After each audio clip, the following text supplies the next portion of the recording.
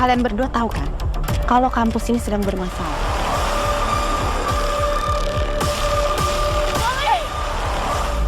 Tanggung jawab, apa jaminan kalian kalau kejadian tadi tidak terulang lagi? Praktek prostitusi terselubung di sebuah kampus yang dijalankan dengan licik dan menyeret para mahasiswi ke dalam lingkaran gelap.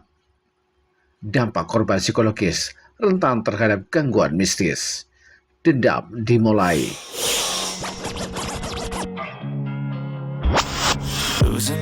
Hai, kembali di Story Behind the Song.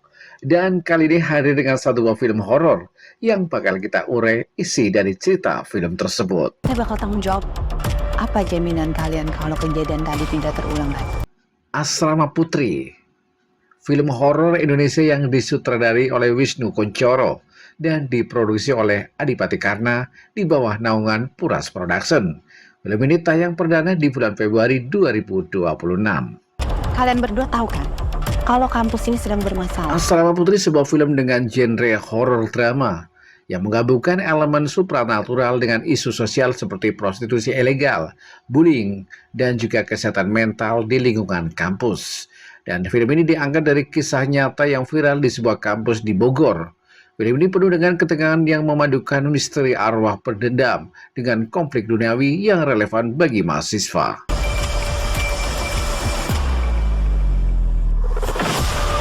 Diawali dengan seorang dosen baru yang cantik dan karismatik, Mia, di sebuah kampus ternama di Bogor. Kehadirannya bertepatan dengan lonjakan kasus kesurupan massal di kalangan mahasiswi Asrama Putri. Loli, salah satu korban, mengalami dampak psikologis yang parah yang membuatnya rentan terhadap gangguan mistis. Dan Gwen, teman sekamar Loli, menjadi saksi langsung atas kekacauan tersebut. Situasi kampus diguncang oleh praktik prostitusi terselubung yang dijalankan oleh dua pria licik, ada Miko dan Benny, dengan menyeret para mahasiswa ke dalam lingkaran gelap. Dan di tengah kekacauan muncul teror hantu perempuan bernama Sally, sosok pendendam yang selalu membawa kematian bagi siapa saja yang berhubungan dengannya. Sementara Mia dan Gwen memutuskan untuk menyelidiki lebih dalam. Dari penyelidikan, mereka menemukan buku harian Sally yang mengungkap masa lalu tragisnya. Jadi kisah cinta Sally dengan dosen Lashuar, yang berubah menjadi kebencian mendalam setelah pengkhianatan. Rahasia tersebut terhubung dengan Lisa, rektor kampus. Jangan menambah masalah apapun lagi. Keadaan semakin mencekam saat Mia menyadari bahwa dirinya sendiri terlibat dalam lingkaran dendam Sally, sehingga penuh darah dan pengungkapan kejahatan manusia di balik teror gaib. Dan berakhir dengan upaya Mia dan Gwen menghentikan kutukan meski dengan pengorbanan yang mahal. Ya, film Asrama Putri berhasil memadukan horor klasik Indonesia seperti kesurupan dan hantu pendendam dengan elemen sosial. Kendati alur cerita terkadang terasa tanggung, terutama dalam mengeksplorasi isu prostitusi dan bullying. Potensi adegan vulgar yang bisa memperkuat tema harus dipotong, apalagi rilis bertepatan dengan bulan Ramadan. Saya bakal tanggung jawab, apa jaminan kalian kalau kejadian tadi tidak terulang lagi? Dan sisi baik juga jelek muncul dari dialog Chessy dan efek visual sederhana, seperti tangan keluar dari tanah atau keseruan massal yang mirip pelatihan teater. Meski begitu, film ini menawarkan kritik sosial tajam tentang tekanan di asrama mahasiswa, termasuk mental sehat yang sering diabaikan. Kalian berdua tahu kan, kalau kampus ini sedang bermasalah. Sementara terkait akting para pemain campur aduk, Mawar Butterfly sebagai Mia tampil melawan dengan senyum karismatik, tetapi karakternya kurang mendalam. Lebih seperti trope dosen cantik misterius. Samuel Rizal sebagai Lashuar membawa nuansa gelap yang meyakinkan, mengingat pengalamannya di film horor sebelumnya seperti Tusuk Jalangkung. Dea Anissa sebagai Gwen tampil solid dalam peran investigator amatir, sementara Nadia Ulia berhasil menyampaikan ketakutan autentik sebagai Loli.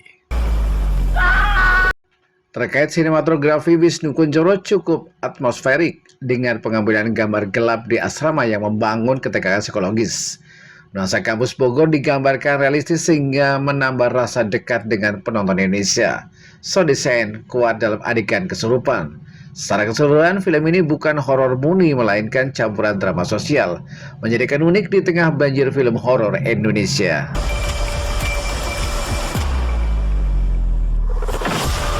Dan tema utama film ini adalah balas dendam, baik dari arwah maupun manusia. Film mengangkat isu bullying di asrama yang memicu tragedi, serta eksploitasi seksual yang merusak generasi muda. Dan hal ini relevan dengan realitas kampus di Indonesia, tempat masalah mental health sering disembunyikan di balik fasad akademi, dan pesan tentang pentingnya empati dan keadilan sosial tersampaikan. Jangan menambah masalah apapun lagi. Dan film Asrama Putri layak ditonton bagi penggemar horor lokal yang mencari sesuatu di luar formula hantu biasa. Dan kelebihan film ini ada pada tema sosial dan teror psikologis yang membuat penonton bergidik. Oke, so jangan lupa untuk yang belum nonton film yang satu ini, buruan tonton aja Asrama Putri. Film yang menegangkan. Terima kasih sudah gabung di Story Behind the Song. Sampai ketemu di video berikutnya. Dah.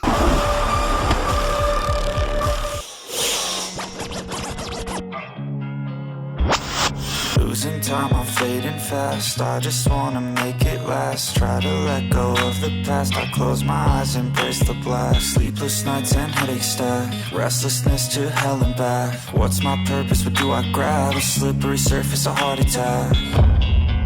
And sometimes you just gotta believe there's something that'll give you relief.